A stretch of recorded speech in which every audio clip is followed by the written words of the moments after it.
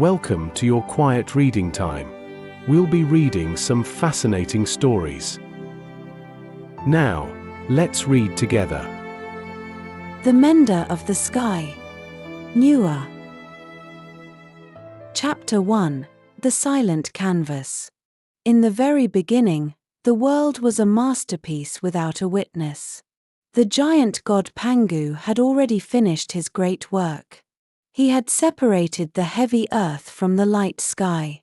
His breath became the wind and the clouds. His eyes became the sun and the moon. His body transformed into the mountains that touched the stars. It was a world of incredible beauty, a garden that stretched forever. However, this perfection had a hidden flaw. The world was too quiet. The great mountains stood like sleeping giants, but they did not speak. The forests were vibrant and green, but no birds sang in the trees.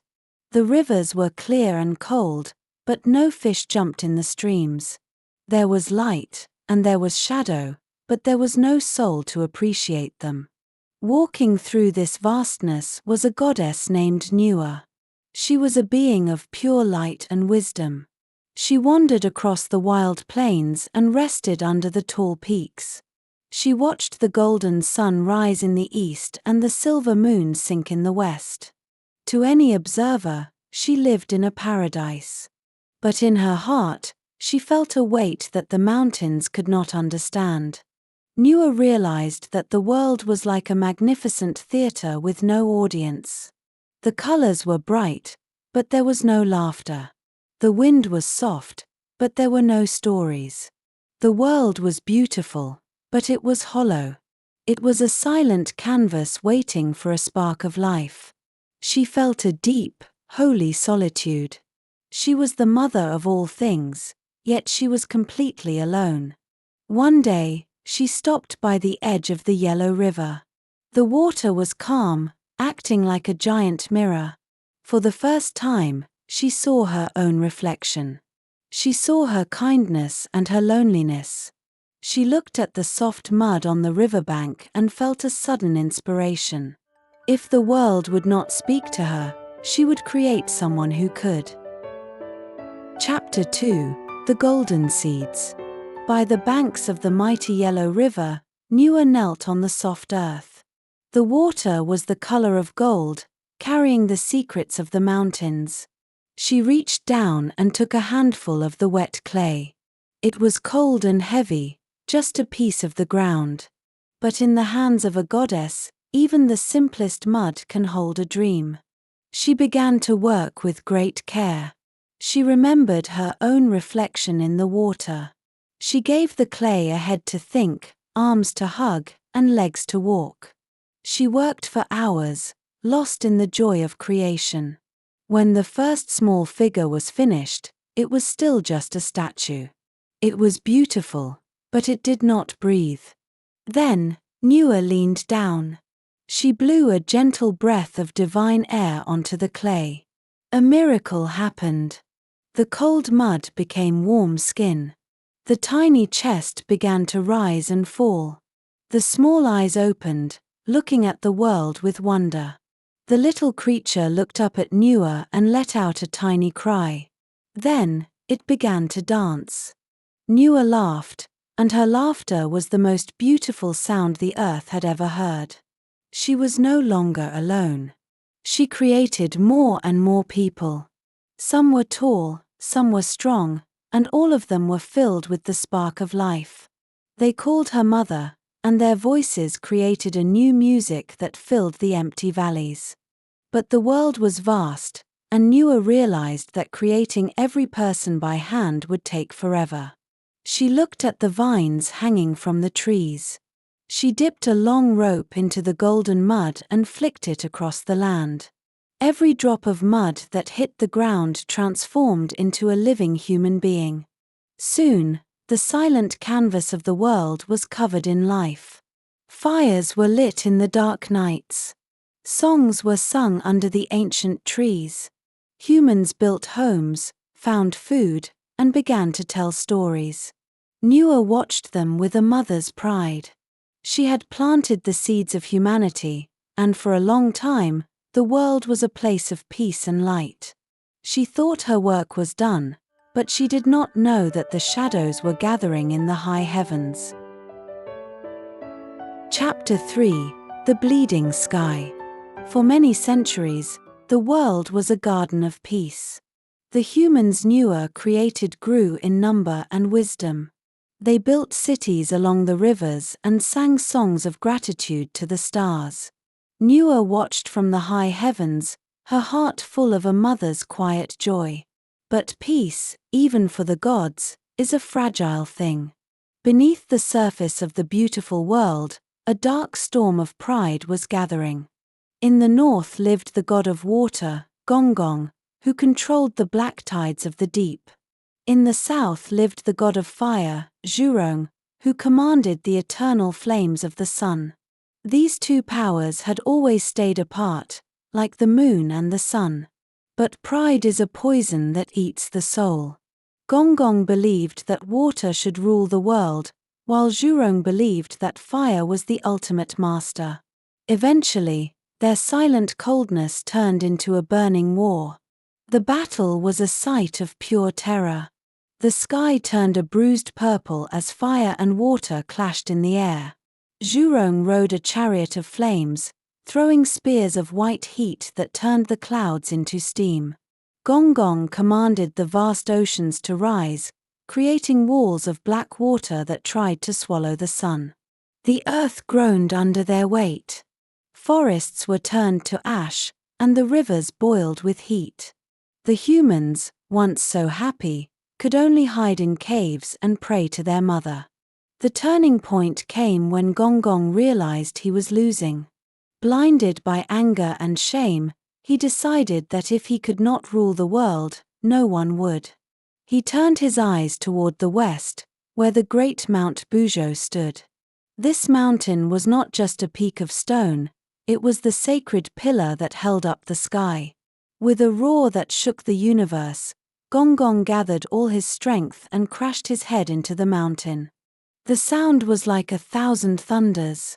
The giant pillar of Mount Buzhou snapped. As the mountain collapsed, the balance of the universe was broken. The sky began to tilt toward the northwest, and the earth sank toward the southeast. A massive hole tore open in the ceiling of the world.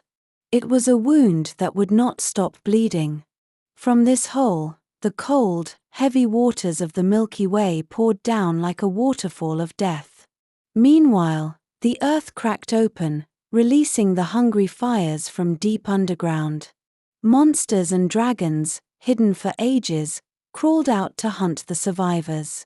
The paradise Nuwa had built was disappearing in a storm of chaos. She looked down and saw her children being swept away by the black floods. Her heart broke, and her maternal love turned into a fierce, divine determination. The time for creation had ended, the time for salvation had begun. Chapter 4: The Cosmic Furnace. The world was dying, but Nuwa refused to let the darkness win. She looked at her children, who were shivering in the cold floods and hiding from the giant monsters. She knew that simply crying would not save them. To fix the sky, she needed to create something stronger than the heavens themselves. She needed the 5-colored stones, the essence of the entire world. Nuwa began a journey that no mortal could survive. She climbed the burning volcanoes of the south to find the crimson stones of fire. She dove into the freezing depths of the North Sea to find the dark stones of water. She searched the golden deserts and the emerald forests. Every stone she collected was a piece of the earth's soul. Her hands were cut by sharp rocks, and her feet were tired from traveling thousands of miles, but her will was like a diamond that could not be broken. However, the sky was still tilting. Even if the hole was fixed, the world needed a new balance. Out of the misty oceans, a giant tortoise appeared. It was an ancient creature, as old as the stars. In a moment of silent understanding, the tortoise offered its own life for the sake of the world. Nuwa used her divine power to take the tortoise's 4 powerful legs. She placed them at the 4 corners of the earth. These were the new pillars, stronger than any mountain, standing tall to hold up the heavy weight of the clouds. Now, the final and most difficult task began. At the top of a high peak, Nuwa gathered a mountain of reeds. She set them on fire, creating a furnace that reached the stars. She threw the 5 colored stones into the center of the flames. For 9 days and 9 nights, the fire burned with a heat that could melt the sun. The smoke turned the sky into a canvas of purple and gold. Slowly, the solid stones began to change. They melted into a glowing, liquid rainbow. This liquid was not just rock, it was a river of pure energy and light. The sound of the furnace was like 1,000 dragons roaring together. Nuwa stood before the heat, her face glowing with the light of the creation. She held the liquid rainbow in her hands, ready to face the terrifying wound in the sky. She was no longer just a goddess, she was a healer stitching the broken fabric of the universe. Chapter 5: The Radiant Suture. The moment of truth had arrived. Nuwa stood at the very edge of the world, holding the glowing vessel of liquid stone. Above her, the hole in the sky was a hungry mouth of darkness, swallowing the light. The cold winds of the universe screamed, trying to blow her away. But Nuwa's feet were firm, and her heart was a shield of unshakable love. She began to fly upward, a single spark of light against an infinite night. With a cry that echoed through the stars, Nuwa poured the liquid rainbow into the great wound. It was like watching a master artisan stitch a broken silk dress with threads of fire. The liquid stones sizzled as they met the freezing floods of the Milky Way. Steam rose in giant white clouds, covering the earth. Nuwa used her hands to press the glowing light into every crack, making sure the seal was perfect and strong. The struggle was exhausting. Every drop of her divine energy was being poured into the sky. Her skin began to glow with a pale, silver light as her strength faded. Finally, the last gap was filled. The colors of the 5 stones blended together, creating a shimmering shield that would protect the world forever. The black rain stopped. The thunder died away. For the first time in years, a golden ray of sunshine broke through the clouds and touched the wet earth. Nuwa looked down at her children. They were coming out of their caves, looking up at the beautiful new sky with tears of joy. She knew they were safe now. Her body felt as light as a feather, and her task was complete. She did not fall. Instead, she dissolved into the very world she had saved. Her breath became the sweet morning mist, her voice became the rustling leaves, and her spirit became the invisible force that keeps the stars in their places. The mother had become the world itself. Chapter 6: The Sleeping Echo. The great storm was over. The sky was now a steady shield of blue, and the earth was a quiet cradle for the surviving humans. Nuwa had become the wind and the rain, but her labor had left behind a mysterious legacy. During the Great Mending, she had prepared 36,501 stones. But in her final effort, she used only 36,500. One single stone was left unused, resting alone on the peak of a silent mountain.